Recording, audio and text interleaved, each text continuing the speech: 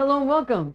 This is a video on the Mayan calendar, and I've been doing some Mayan calendar posts on the community part of this YouTube channel, the Astrology Angel. I'm Pastor Rosemary, the Astrology Angel, and if you go every day to the community section on the channel, every day I put the number and the sun sign of the day and give a little. It's almost like a little fortune cookie, a little reading, and an image to go with it. So if you want to go ahead and check that out on Facebook, you can get the same thing also in the Jade Empress Goddess Magic Circle. I share it there as well. So if you want to check that out, please go to those. But I want to make a video to explain how the Mayan calendar works. It's very interesting, and actually it's associated with a lot of things that we read about in like Western religion. It's actually gotten from the Mayan calendar. So first, the ones I put every day in the community section, it's called a Tzolkin. And a Tzolkin is an ancient Mayan sacred calendar of 13 cosmic vibrationary frequencies added to 20 sun signs used for agriculture. Also, they use it for like spiritual festivals, and also for war campaigns in repeating 260-day cycles. So it's a spiritual calendar. Now, there's also another calendar that the Mayans use called Haab, the solar calendar. It's solar in nature. It consists of 365 days, just like how our calendar is. Nevertheless, there are 18 months, including 20 days, coming to 360 days. Okay, 360 days. The extra 5 days between 365 and 360 were considered perilous days to stay home and not work to avoid traumatic experiences. Okay, now this is very, very similar to the ancient Egyptian system, or the 5 extra days. They had it special, and they're kind of cautionary days. Okay, so it's very, very similar to the ancient Egyptian system as far as how they counted this days and the extra 5 days. Okay, now there's another calendar called a Baktun, and the Baktun calendar is both a legendary and a factual Mayan calendar consisting of 20 Katun cycles of the long calendar of the Mayans, which has 144,000 coming to 394.26 tropical years. So 144,000 days, 144,000 days coming to 394.26 tropical years. Okay? This calendar cites the beginning of the calendar in general. Okay, the long calendar, it's beginning August 11th in 3114 BC. Okay, so that's a long time ago, very long time ago. And so this is considered,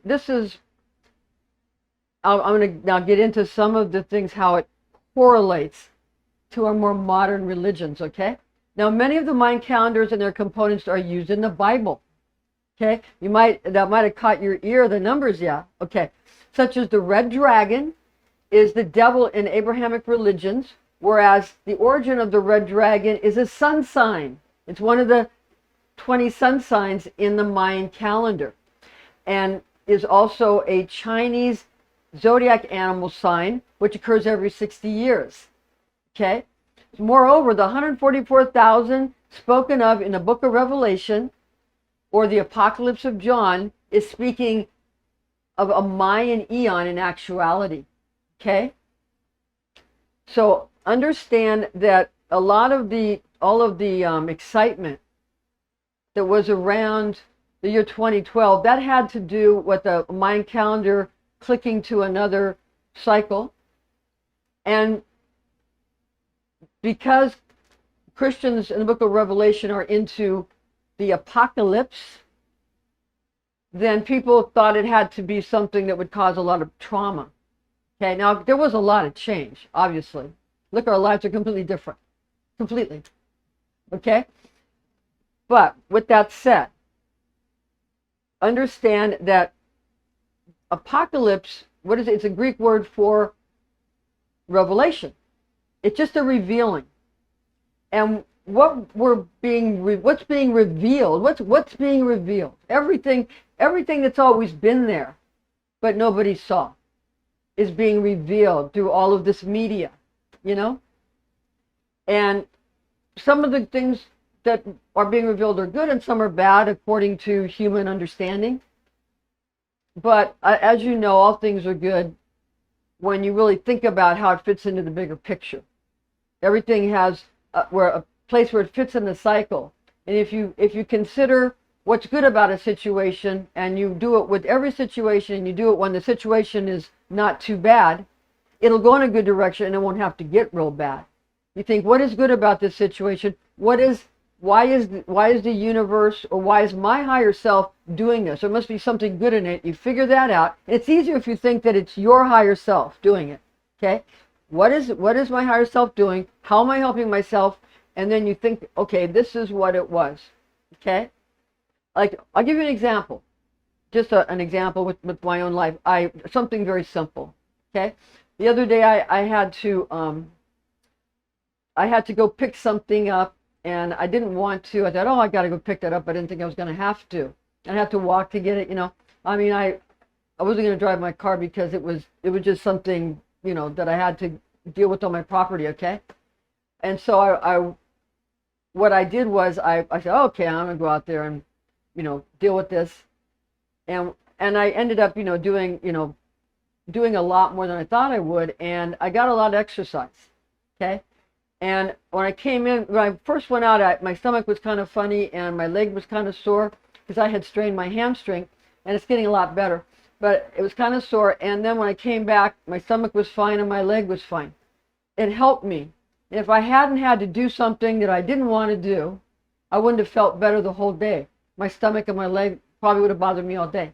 But because I went out there and did something I didn't want to do, oh, I got to do this again, you know, and I thought, what's good about this? See, then I went, and it takes you in a good direction, and then you continue to get more exercise, and then your stomach gets better and your leg gets better, where if you don't, then maybe situations get worse.